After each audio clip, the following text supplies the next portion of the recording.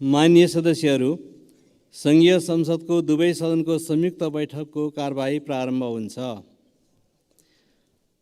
माननीय सदस्यहरू, नेपालको औपचारिक भ्रमणमा रहनुभएका संयुक्त राष्ट्रसङ्घका महासचिव महामहिम एन्टोनियो गुटेरेसलाई संयुक्त सदनको तर्फबाट म स्वागत गर्दछु। Honorable MPs,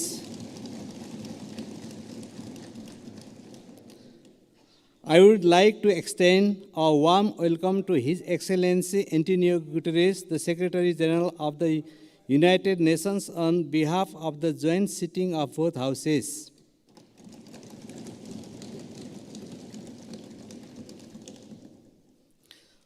माननीय सदस्यहरू, म महासचिव महामहिम एन्टोनियो गुटेरेसलाई संघीय संसदको दुवै सदनको संयुक्त बैठकलाई सम्बोधनको लागि अनुरोध गर्दछु।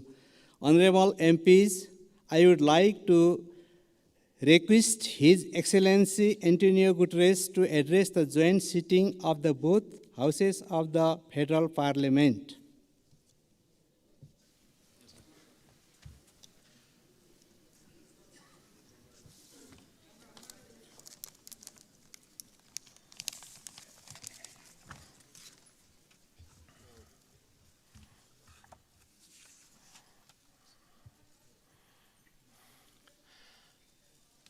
Your Excellencies, the two presidents of the two houses of the Nepalese Parliament, Excellencies, distinguished ministers, parliamentarians, and friends.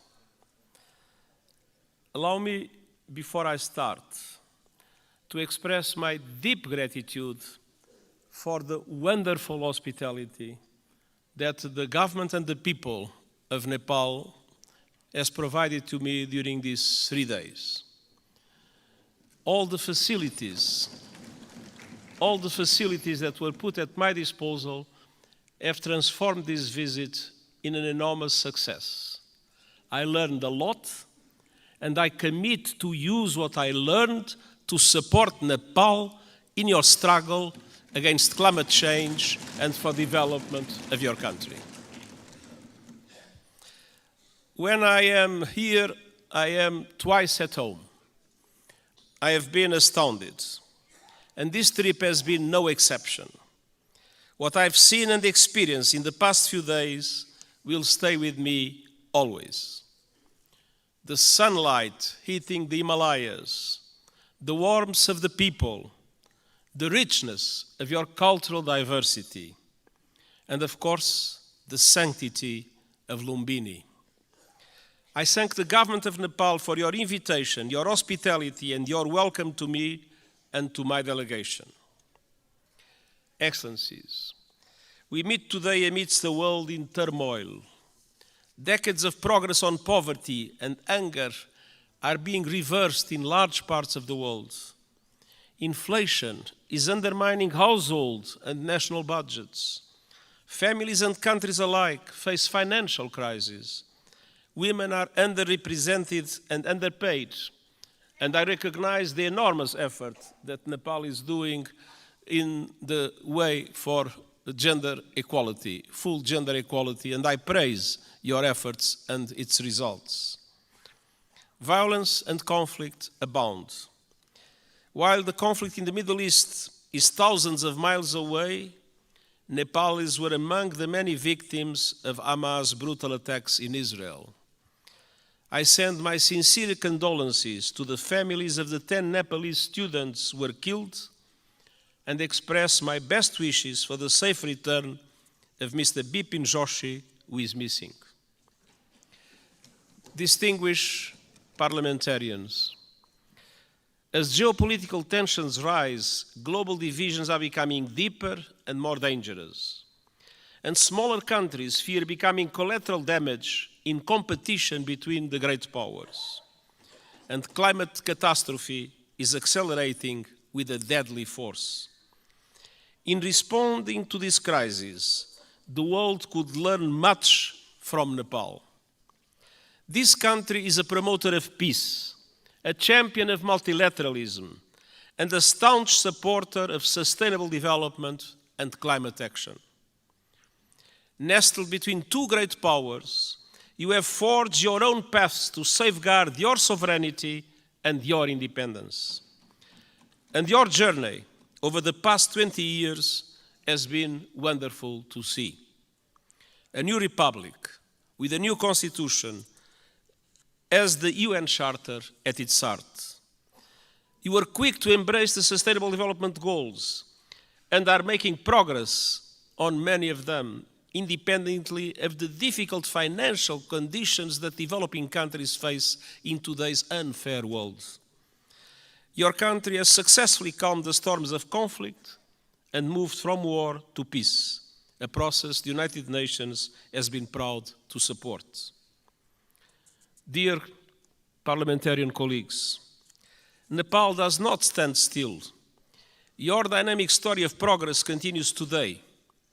Your graduation from least developed countries status is imminent, and the United Nations is committed to supporting a smooth transition.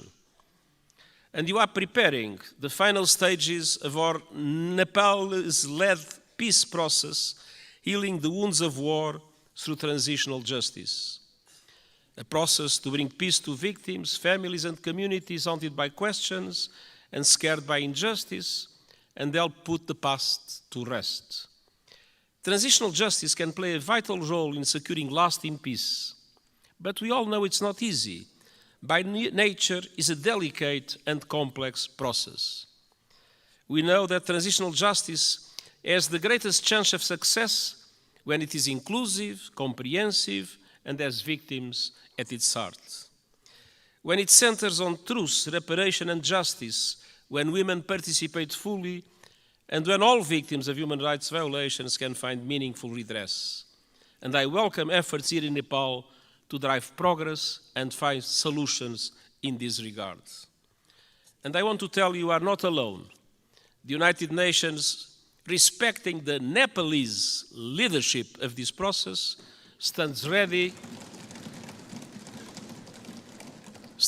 to support you with your victim-centered process and its implementation in line with international standards, your own Supreme Court's rulings. The United Nations and Nepal are old friends.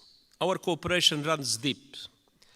Nepal has long been a cherished member of the UN family and a powerful voice for developing countries, most recently as chair of the Least Developed Countries Group.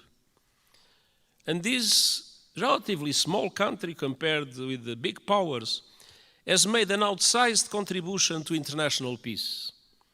Of all the countries on earth, Nepal is the second largest contributor of troops to United Nations missions, military and police. I'm sincerely grateful to the Nepali people for their dedication, their courage, and their service in peacekeeping. And I would like to take a moment and ask for one moment of silence to honor those Nepalese who have lost their lives serving under the blue flag.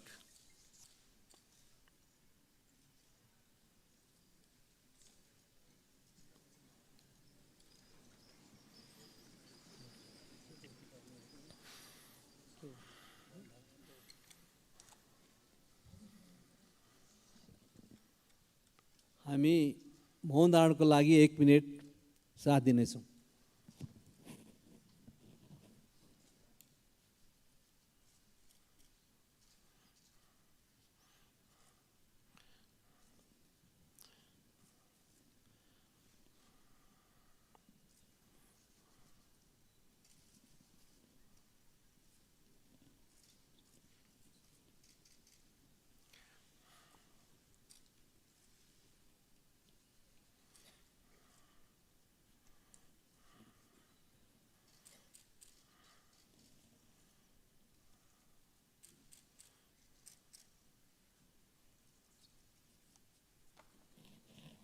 Thank you.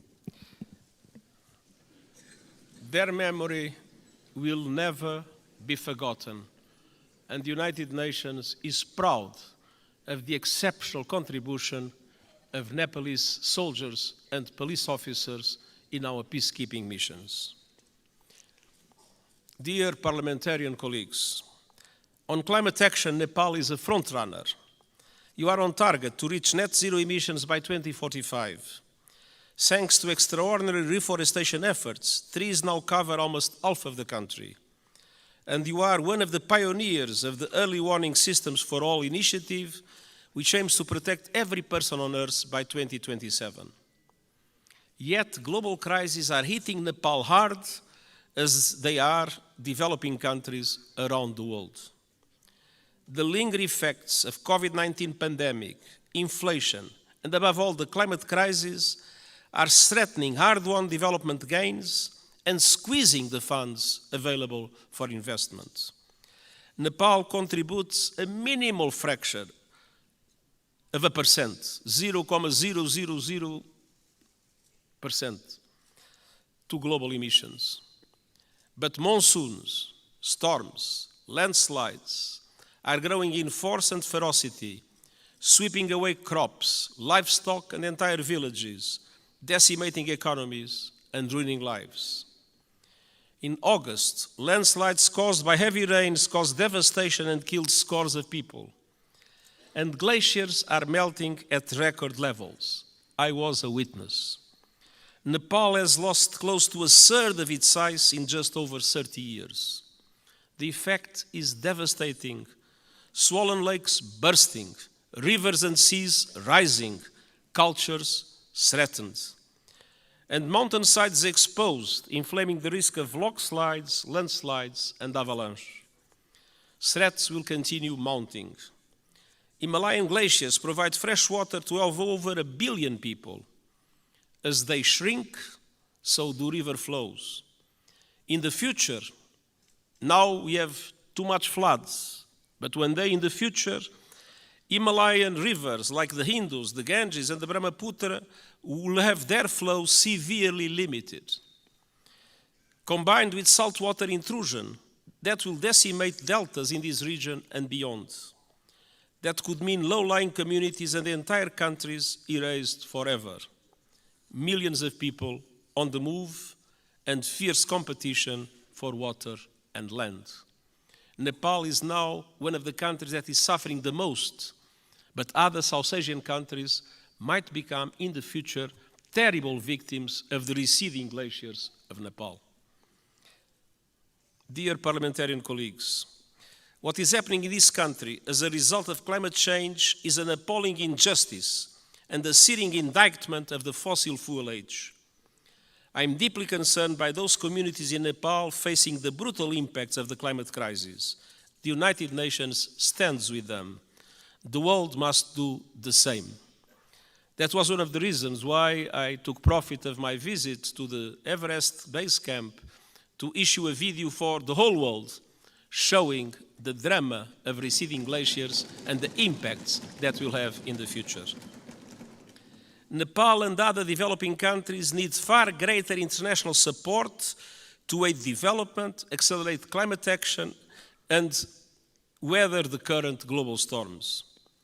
I have proposed a Sustainable Development Goals stimulus that would release at least $500 billion a year in affordable long-term finance for sustainable development and climate action in developing countries like Nepal. Member States welcomed the proposal at the General Assembly last month and committed to advance it. I call on them to take action now to make these commitments a reality.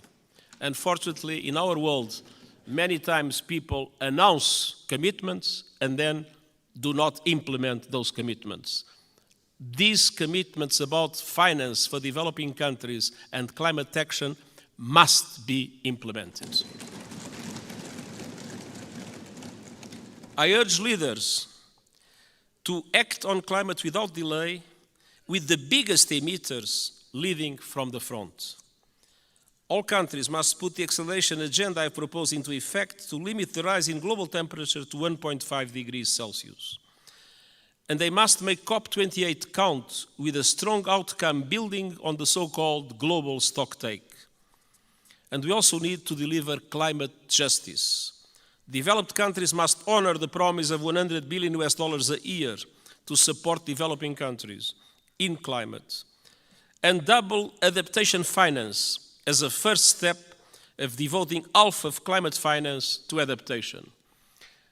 Investment in the resilience of communities, in the resilience of infrastructure is today a must, because climate change impacts are not a problem of the future, they are felt today by the populations, and it is today that developed countries must support countries like Nepal to do the necessary investments in that regard. The most vulnerable must be at the center of efforts to build climate resilience. And all parties must operationalize the landmark Loss and Damage Fund at COP28 this year. There is loss and there is damage. You can see it in Nepal. There must be a compensation for it. The Nepalese people depend on it. For families that have lost their home to storms, for communities forced to abandon their villages by rising rivers, loss and damage is not a negotiating point or a bureaucratic abstraction, it is a lifeline. Dear parliamentarian colleagues, Nepal has long been a friend to the international system, and today their system is in dire need of refresh, revitalization and reform. The world is in a state of flux, it is moving towards multipolarity, and that is a good thing.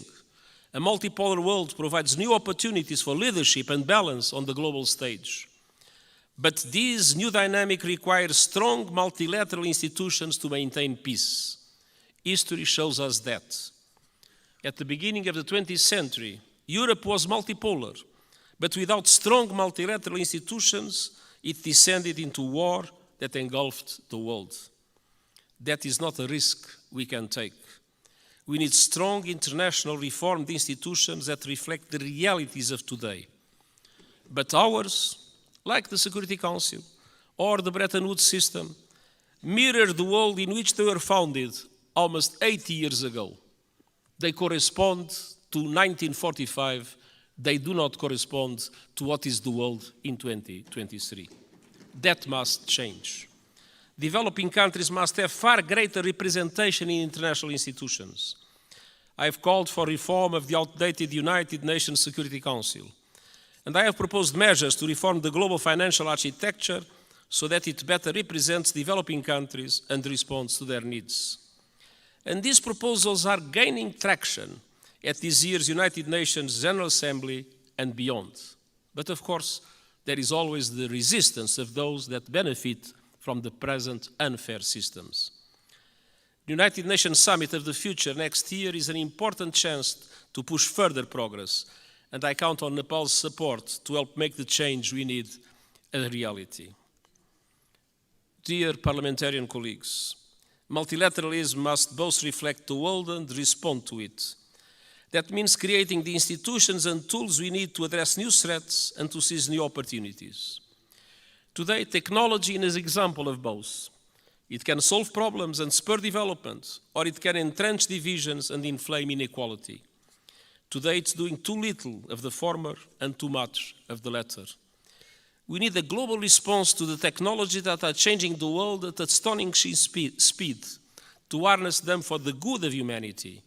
And all countries must have a say, not only the most rich countries in the world that have more resources to develop those new technologies. My high-level board on artificial intelligence includes experts from G77 countries, the Global South. It will report this year, so member states can consider global governance options for artificial intelligence.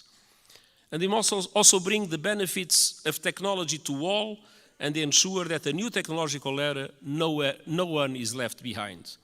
This is the purpose of the Global Digital Compact the United Nations is proposing. It aims to bring together governments and industry to ensure that technology works for all and accelerate the Sustainable Development Goals. And I hope the Summit of the Future will be an excellent chance to push progress. As a steadfast champion of multilateralism, peace, and developing countries' interests, Nepal will be a vital ally at the summit.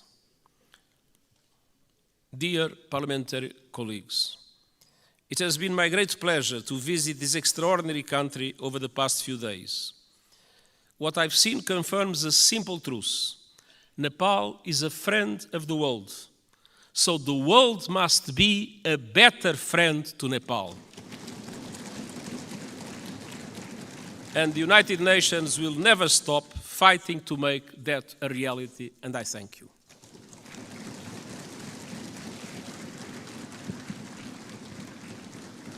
अब म महामहिम Antonio गुटेरेसलाई आसन ग्रहण गर्न आग्रह गर्दछु. Now I would like to request his excellency to be seated. माननीय सदस्यहरू, संयुक्त राष्ट्रसङ्घका महासचिव महामहिमबाट आज सङ्घीय संसदको दुवै सदनको संयुक्त बैठकलाई भएको सम्बोधनप्रति निम्नलिखित धन्यवाद प्रस्ताव प्रस्तुत गर्दछु. धन्यवाद प्रस्ताव. संयुक्त राष्ट्रसङ्घका महासचिव महामहिम एन्टोनियो गुटेरेसबाट नेपालको सङ्घीय संसदको दुवै सदनको संयुक्त बैठकलाई गर्नुभएको सम्बोधनको लागि संयुक्त सदनको यो बैठक महामहिमप्रति धन्यवाद ज्ञापन गर्दछ.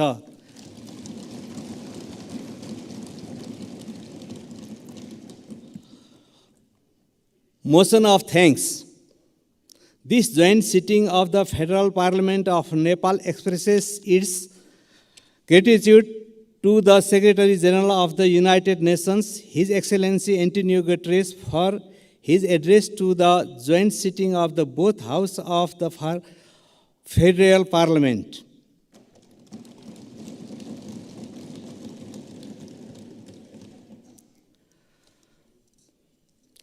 माननीय सदस्यहरू, उक्त धन्यवादको प्रस्तावलाई सहमति जनाइदिनु हुन म आग्रह गर्दछु.